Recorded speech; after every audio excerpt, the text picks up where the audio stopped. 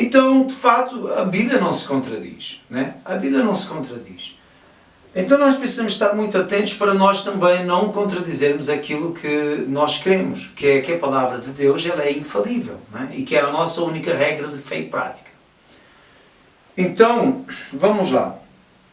No versículo, aqui neste versículo, no versículo 4, nós percebemos que o Senhor nos chamou, né? Deus faz um chamado ao ser humano. Este chamado, ele não é para mim, para você especificamente. Tá? Começamos por resolver esta situação da seguinte maneira. Desta maneira, aqui, quando se fala de predestinação, se refere à humanidade em termos gerais. E vou colocar aqui outro exemplo bem breve. Imagine você um pacote de batata pré-frita.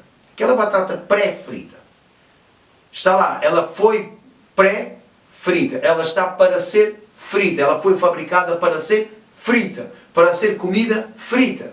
No entanto, você pode muito bem escolher abrir esse pacote de batata pré-frita e jogar tudo no lixo. Ou simplesmente nunca fritar essa batata. Ou ainda tentar cozê-la, mesmo que o resultado não seja tão bom. Ou ainda deixar apodrecer. O que é fato é que ela continua sendo batata pré-frita. Assim também nós fomos predestinados. Ou seja, o predestino é um destino previamente estabelecido. No entanto, é necessário que haja uma correspondência da nossa parte. Né? Então, em termos gerais, esta tem sido uma situação de todo já ultrapassada. Essa briga entre predestinação e livre-arbítrio, porque na verdade os dois se complementam. Né? É uma coisa que já ficou. No entanto, respeitamos quem pensa diferente, óbvio, porque é mais forte aquilo que nos une do que aquilo que nos separa. Né? Este não é um requisito para você ter salvação. Para você ter salvação, você precisa crer e ser batizado. Amém? Se você creu, você vai ser batizado. E aí você vai ter essa salvação. Não quero entrar aqui no âmbito dessa questão do batismo, mas trazendo aqui para a correspondência do chamado. Deus nos chamou para algo, mas Ele fez isso de uma maneira muito especial. De que maneira Deus fez isto? Deus não fez isso embasado em sentimentos escusos ou sentimentos vãos. Não é? Vamos ler de novo o versículo 4, desta vez na sua versão, pastora, por gentileza. Assim como nos escolheu nele antes da fundação do mundo, para sermos santos e irrepreensíveis perante Ele e em amor. E em amor. Amém. Então, a primeira coisa que nós precisamos entender é que existe um quando, existe um como e existe uma finalidade. Um para quê. Quando, como e para quê.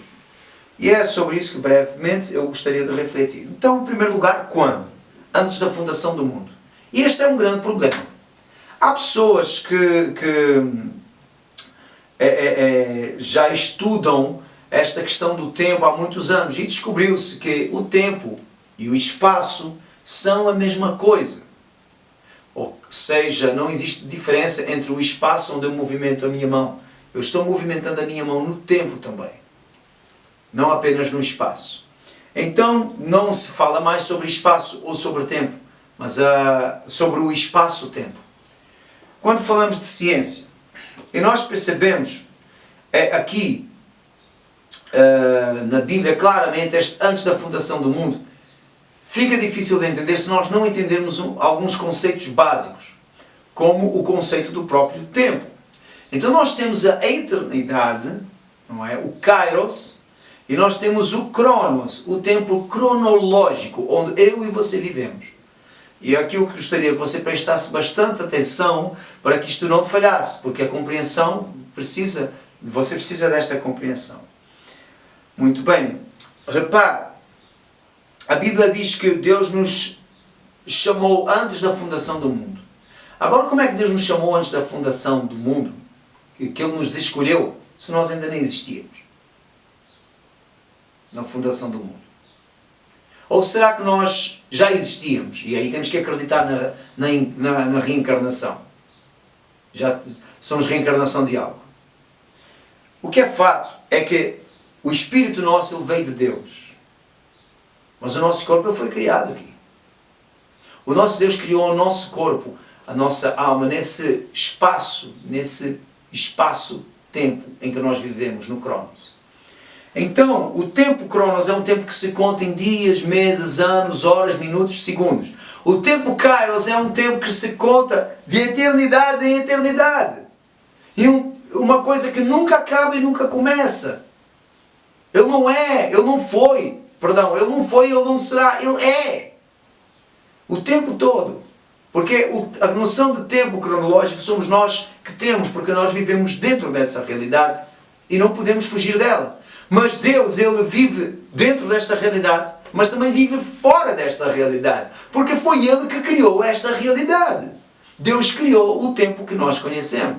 Amém. Ele é o Criador de tudo, inclusivamente Criador do tempo. Cronológico. Então, em primeiro lugar, Deus nos chamou. Tem um quando. Ele nos chamou antes da fundação do mundo. Ou seja, quando Deus criou o mundo, foi, vendo da perspectiva da eternidade, não daria para explicar isto perfeitamente por causa da nossa limitação. Mas imagine Deus fazendo a eternidade, o tempo, fazendo o universo e ao mesmo tempo o destruindo. E ao mesmo tempo abençoando Moisés, e ao mesmo tempo me abençoando a mim e a você aqui. Porque para Deus, todo o tempo é igual. Está acontecendo ao mesmo tempo. Para Deus nós estamos vivendo na terra ao mesmo tempo que Moisés, que Abraão. Isso é algo difícil de entender. Né? Por isso que nós precisamos ter cuidado para não cair em algumas falácias. Mas Deus nos destinou, nos chamou. Quando? Quando é que Ele nos escolheu? Quando Ele fez o mundo, Ele já sabia que Ele ia fazer a humanidade. Ele ia fazer a humanidade para que a humanidade pudesse provar o amor dele. Aleluia. Então Deus nos chamou, Deus nos fez esse chamado para nós o amarmos. Caso contrário, Ele não teria permitido que o diabo exercesse a sua influência na terra. Para nós fazermos uma escolha é necessário que hajam duas opções, pelo menos. Caso contrário, não haverá escolha. Deus não criou robôs. Deus quer ser adorado de livre e espontânea vontade. Os verdadeiros adoradores adorarão o Pai em espírito e em verdade. Como é que alguém pode adorar a Deus se não tem outra opção? Já não pode ser mais em verdade. Mas a partir do momento que nós temos a possibilidade, e nós, mesmo tendo outra possibilidade de escolha, ainda assim nós escolhemos adorar a Deus, aleluia. Aí sim, aí nós o adoramos em espírito e em verdade. Muito bem. Então, em primeiro lugar, quando? Na eternidade Deus nos escolheu. Por isso que está aí o nele. Na eternidade Ele nos escolheu para nós o correspondermos. Mas claro que essa parte de corresponder depende de nós.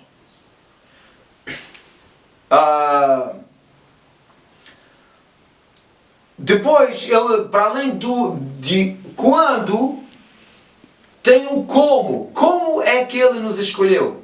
Vamos lá, versículo 4 de novo, pastora. E depois lemos o 5 também. Assim como nos escolheu nele antes da fundação do mundo para sermos santos e irrepreensíveis perante Ele e em amor. Isso. Lê lá o 5 também, por gentileza. O 5 diz assim: nos predestinou para Ele, para a adoção de filhos, por meio de Jesus Cristo, segundo o beneplácito de sua vontade. Por meio de Jesus Cristo. Jesus, segundo o beneplácito, ou seja, o favor da sua vontade. Que favor é esse?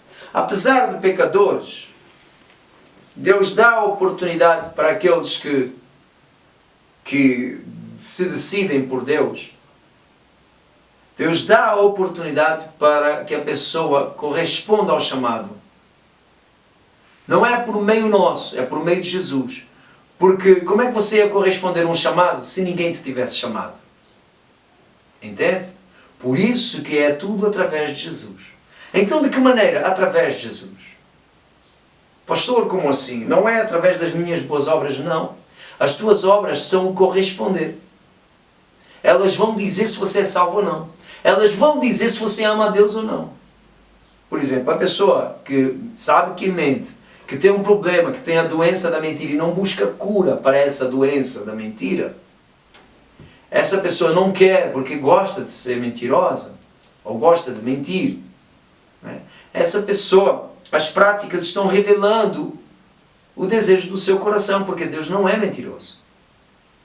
Vou dar outro exemplo. Uma pessoa que difama, por exemplo, que vive para difamar os outros, e ela sabe que tem esse problema e se recusa a se corrigir, essa pessoa, naturalmente, ela está revelando o seu coração. Ela está revelando o seu coração e o seu destino final, na eternidade. Muito bem. Então como? Através de Jesus. Através de Jesus como? Através do sacrifício. Então Deus criou o mundo, Deus permitiu que, de alguma maneira, o ser humano tivesse uma escolha, e ao escolher o ser humano, escolheu pecar, e depois de escolher pecar, Deus envia Jesus para que as pessoas, ao olharem para Ele, possam crer que realmente é possível fazer o caminho de volta. Como é que você pode fazer o caminho de volta se você nunca tiver feito o caminho inverso? Como é que você pode, você sendo de Janaúba, como é que você pode voltar para Janaúba se você nunca saiu de Janaúba? Então, depois do ser humano ter saído do propósito de Deus, Deus proporciona o caminho de volta. O caminho que nos religa a Deus. Jesus. Aleluia. Daí a palavra religião. De religar. Então, Jesus nos